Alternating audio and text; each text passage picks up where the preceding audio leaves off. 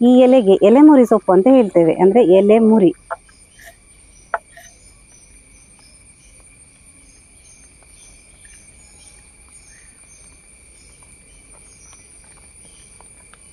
ಬಿಸಿ ಬಿಸಿ ಎಲೆ ಮುರಿ ಸೊಪ್ಪಿನ ಪತ್ರೊಡೆ ರೆಡಿ ಆಗಿದೆ ನೋಡಿ. ನೋಡಿ ಭಾರಿ ಸ್ಮೂತ್ ಆಗಿದೆ ನಮ್ಮ ಪತ್ರೊಡೆ, ಭಾರಿ ಸೂಪರ್ ಆಗಿ ಬಂದಿದೆ ನಮ್ಮ ಪತ್ರೊಡೆ.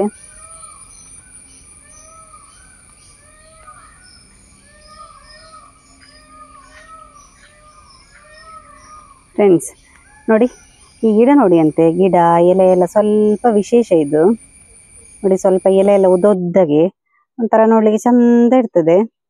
ಈ ಎಲೆಗೆ ಎಲೆ ಮುರಿ ಸೊಪ್ಪು ಅಂತ ಹೇಳ್ತೇವೆ, ಅಂದ್ರೆ ಎಲೆ ಮುರಿ.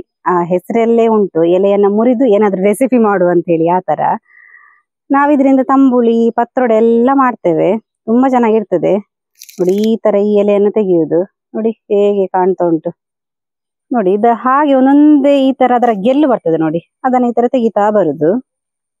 ಡೈರೆಕ್ಟ್ ಈ ತರ ತೆಗೆದು ಅದರ ಎಲೆಯನ್ನ ಮಾತ್ರ ತೆಗೆದು ರೆಸಿಪಿ ಮಾಡ್ಲಿಕ್ಕೆ ತುಂಬಾ ಸುಲಭಕ್ಕೆ ಬರ್ತದೆ ತೆಗಿಲಿಕ್ಕೆ. ಇದರಿಂದ ನಾನಿವತ್ತು ಒಳ್ಳೆ ಪತ್ರೊಡೆ ಮಾಡಿ ತೋರಿಸ್ತೇನೆ. ತುಂಬಾನೇ ಒಂದು ಹೆಲ್ದಿ ರೆಸಿಪಿ. ಈ ಮಳೆಗಾಲಕ್ಕಂತೂ ಸಕ್ಕತ್ತಾಗಿರ್ತದೆ ಆ ಪತ್ರೊಡೆ ಎಲ್ಲ ತಿನ್ಲಿಕ್ಕೆ. ನೋಡಿ ನಾನಿಲ್ಲಿ ಎಲೆ ಎಲ್ಲ ಸಪರೇಟ್ ಮಾಡ್ಕೊತೇನೆ. ಹುಳಪಟ್ಟೆ ಎಲ್ಲ ಇರ್ತದೆ, ಅದನ್ನ ನೋಡ್ಕೊಂಡು ಎಲೆಯನ್ನ ಸಪರೇಟ್ ಮಾಡ್ಬೇಕು. ಅಂದ್ರೆ ಹೆಚ್ಚಾಗಿ ಇದಕ್ಕೆ ಮಳೆ ನೀರೆಲ್ಲ ಜಾಸ್ತಿ ಎಲ್ಲಿ ಬೀಳ್ತದೆ ಅಲ್ಲಿ ಬೆಳೆತದೆ.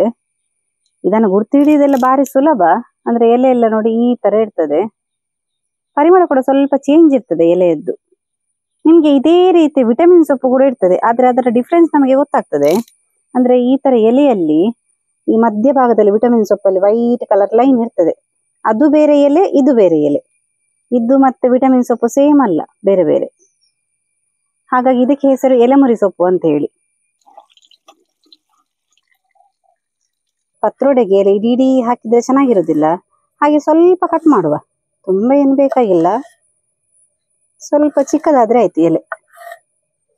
ನೋಡಿ ಈ ತರ ಎಲ್ಲ ಹಿಡ್ಕೊಂಡು ಎಲೆಯನ್ನ ಕಟ್ ಮಾಡಿದ್ರೆ ಆಯ್ತು.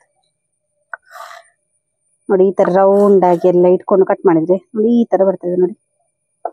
ಶೇಪ್ ಎಲ್ಲ ಹೇಗಿದ್ರು ಕೂಡ ಏನ್ ತೊಂದ್ರೆ ಇಲ್ಲ. ಇದು ನಾವು ಮಸಾಲೆಗೆ ಮಿಕ್ಸ್ ಮಾಡ್ಲಿಕ್ಕೆ ಇರುದು ನೋಡಿ. ಪತ್ರೊಡೆಗೆ ನಾವು ಎಲೆ ಎಲ್ಲ ತೆಗ್ದಾಯ್ತು, ಅದನ್ನ ಕ್ಲೀನ್ ಮಾಡಿ ಕೂಡ ಆಗಿದೆ. ಅಷ್ಟೊತ್ತಿಗೆ ನಾವು ಇವಾಗ ಪತ್ರೊಡೆಗೆ ಬೇಕಾಗಿರೋ ಮಸಾಲೆಯನ್ನು ಕೂಡ ರೆಡಿ ಮಾಡುವ. ಮಸಾಲೆಗೆ ನಾನಿಲ್ಲಿ 1-2 ಚಮಚ ಆಗುವಷ್ಟು ತೆಂಗಿನೆಣ್ಣೆ ಇಟ್ಟಿದ್ದೇನೆ, ಅರ್ಧ ಚಮಚ ಮೆಂತೆ, ಹಾಗೇನೆ 1 ಚಮಚ ಉದ್ದಿನ ಬೇಳೆ. ಸ್ವಲ್ಪ ಕೆಂಪಾಗೋ ತನಕ ಹುರಿಯುವ, ಅಂದ್ರೆ ಇದರ ಹಸಿ ವಾಸನೆ ಎಲ್ಲ ಹೋಗ್ಬೇಕು.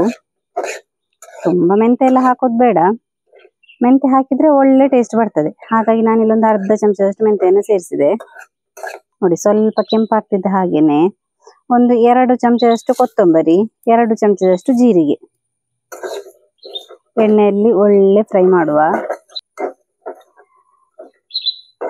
ನಾವು ನಾರ್ಮಲ್ ಆಗಿ ಪತ್ರೊಡೆಗೆಲ್ಲ ಜಾಸ್ತಿ ಕ್ವಾಂಟಿಟಿಯನ್ನು ಹಾಕೊಂಡು ಮಾಡ್ತೇವೆ ನೋಡಿ. ನಾನು ಕೊತ್ತಂಬರಿ ಜೀರಿಗೆ ಎಲ್ಲ ಸ್ವಲ್ಪ ಜಾಸ್ತಿನೇ ಹಾಕೊಂಡಿದ್ದೇನೆ.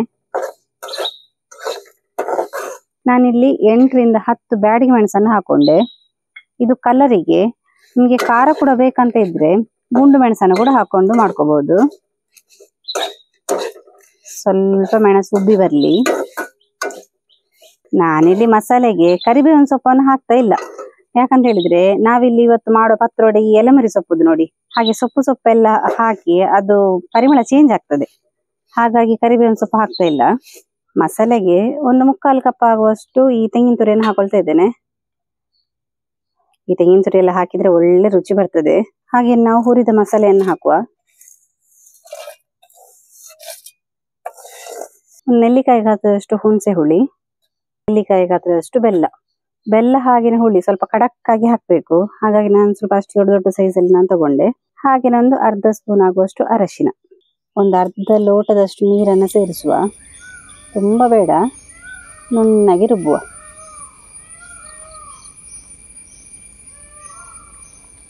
ನೋಡಿ ಮಸಾಲೆನ ಎಷ್ಟು ನುಣ್ಣಗೆ ರುಬ್ಬಿ ಆಯಿತು.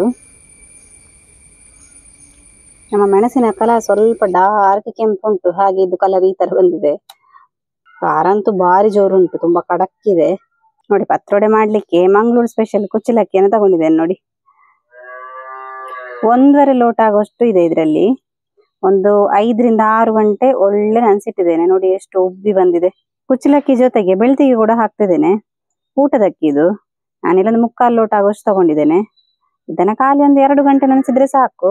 ಮಸಾಲೆ ರುಬ್ಬಿದ ಮಿಕ್ಸಿಗೆ ನಾನು ಈ ಅಕ್ಕಿಯನ್ನು ಕೂಡ ಹಾಕೊಳ್ತೇನೆ. ನಾವು ಈ ಕುಚ್ಚಲಕ್ಕಿಯನ್ನ ಒಳ್ಳೆ ನೆನೆಸೋದ್ರಿಂದ ಇದಕ್ಕೆ ನಾವು ಮಿಕ್ಸಿಗೆ ರುಬ್ಲಿಕ್ಕೆ ಹಾಕ್ಬೇಕಾದ್ರೆ ಸ್ವಲ್ಪ ನೀರು ಹಾಕಿದ್ರೆ ಕೂಡ ಸಾಕಾಗ್ತದೆ. ಅಂದ್ರೆ ಪತ್ರೊಡೆ ತುಂಬಾ ನೀರಾಗಬಾರ್ದು. ನೋಡಿ ನಾನಿಲ್ಲಿ ನೀರು ಹಾಕ್ತಾ ಇಲ್ಲ, ಹಾಗೆ ಗಟ್ಟಿಯಾಗಿ ರುಬ್ತೇನೆ. ಮತ್ತೆ ನೋಡ್ಕೊಂಡು ಬೇಕಾದ್ರೆ ಅಡ್ಜಸ್ಟ್ ಮಾಡ್ಕೊಳ್ಳುವ. ನೋಡಿ ಅಕ್ಕಿಯನ್ನ ನುಣ್ಣಗೆ ರುಬ್ಬಿ ಆಯ್ತು.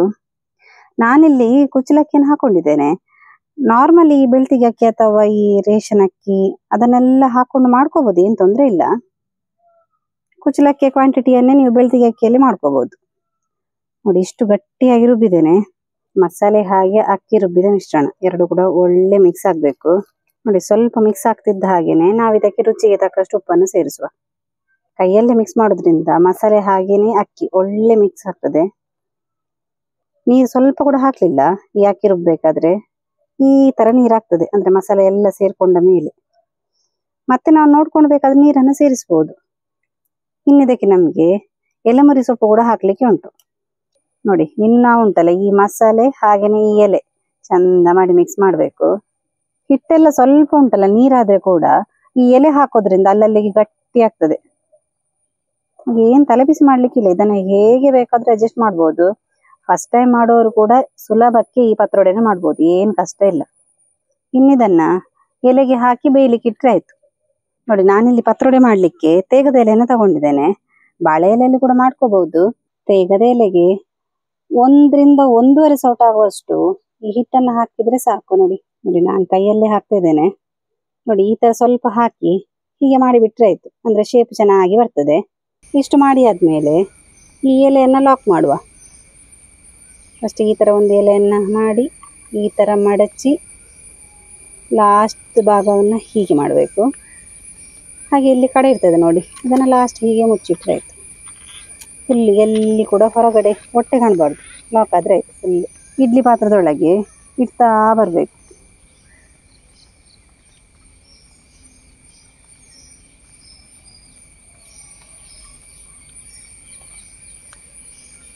ನೋಡಿ ಇಡ್ಲಿ ಪಾತ್ರಕ್ಕೆಲ್ಲ ಬೇಯಲಿಕ್ಕೆ ಇಟ್ಟಾಯ್ತು.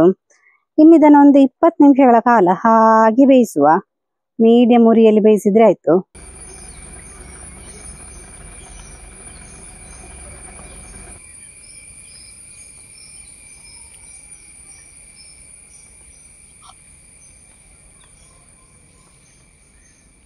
ಬಿಸಿ ಬಿಸಿ ಎಲೆಮುರಿ ಸೊಪ್ಪಿನ ಪತ್ರೊಡೆ ರೆಡಿ ಆಗಿದೆ. ನೋಡಿ ಎಲೆಯ ಹಸಿರು ಕಲರ್ ಕೂಡ ಕಾಣ್ತಾ ಉಂಟು. ಎರಡು ಮಿಕ್ಸ್ ಆಗಿ ಮಸಾಲೆಗೆಲ್ಲ ಮಿಕ್ಸ್ ಆಗಿ ಎಲೆ ನೋಡಿ ಕಾಣ್ತಾ ಇರೋದು, ಒಳ್ಳೆ ಬೆಂದಿದೆ ಎಲೆ ಕೂಡ. ನೋಡಿ ಭಾರಿ ಸ್ಮೂತ್ ಆಗಿದೆ ನಮ್ಮ ಪತ್ರೊಡೆ, ಭಾರಿ ಸೂಪರ್ ಆಗಿ ಬಂದಿದೆ ನಮ್ಮ ಪತ್ರೊಡೆ. ರುಚಿ ಅಂತೂ ಭಾರಿ ಇರ್ತದೆ. ಸ್ವಲ್ಪ ಎಣ್ಣೆ ತುಪ್ಪ ಹಾಕಿ ತಿಂದ್ರೆ ಅಂತೂ ಅದ್ಭುತ. ನೋಡಿದ್ರಲ್ಲ ಫ್ರೆಂಡ್ಸ್, ಎಲೆಮುರಿ ಸೊಪ್ಪು ಪತ್ರೊಡೆ ಹೇಗೆ ಬಂದಿದೆ ಅಂತ ಹೇಳಿ. ನೀವು ಕೂಡ ಮನೇಲಿ ತಪ್ಪದೆ ಟ್ರೈ ಮಾಡಿ. ಈ ತರ ಎಲೆ ನಿಮ್ಮ ಸುತ್ತಮುತ್ತಲು ಕಾಣ್ಲಿಕ್ಕೆ ಸಿಗ್ತದೆ, ಆದ್ರೆ ಅದನ್ನ ಪರಿಚಯ ಮಾಡ್ಕೊಂಡು ಅದರ ಪತ್ರೊಡೆ ಮಾಡಿ. ಹಾಗೇನೆ ಈ ವಿಡಿಯೋ ಇಷ್ಟ ಆದ್ರೆ ನಿಮ್ಮ ಫ್ರೆಂಡ್ಸ್ಗೆ ರಿಲೇಟಿವ್ಸ್ಗೆಲ್ಲ ಹೆಚ್ಚು ಶೇರ್ ಮಾಡಿ. ಮತ್ತೆ ಮನೆಯಲ್ಲಿ ಮಾಡಿದ ನಂತರ ಹೇಗೆ ಬಂದಿದೆ ಅಂತ ಹೇಳಿ ನಮಗೆ ಕಮೆಂಟ್ ಮೂಲಕ ತಿಳಿಸಿ. ಯಾರಾದ್ರೂ ಸಬ್ಸ್ಕ್ರೈಬ್ ಮಾಡಿಲ್ಲ ಅಂತ ಹೇಳಿ ಆದ್ರೆ ಸಬ್ಸ್ಕ್ರೈಬ್ ಮಾಡಿ. ನಾವು ಇಂಟ್ರೆಸ್ಟಿಂಗ್ ವಿಡಿಯೋದೊಂದಿಗೆ ಮುಂದೆ ಸಿಗ್ತಾ ಇರ್ತೇವೆ. Thank you.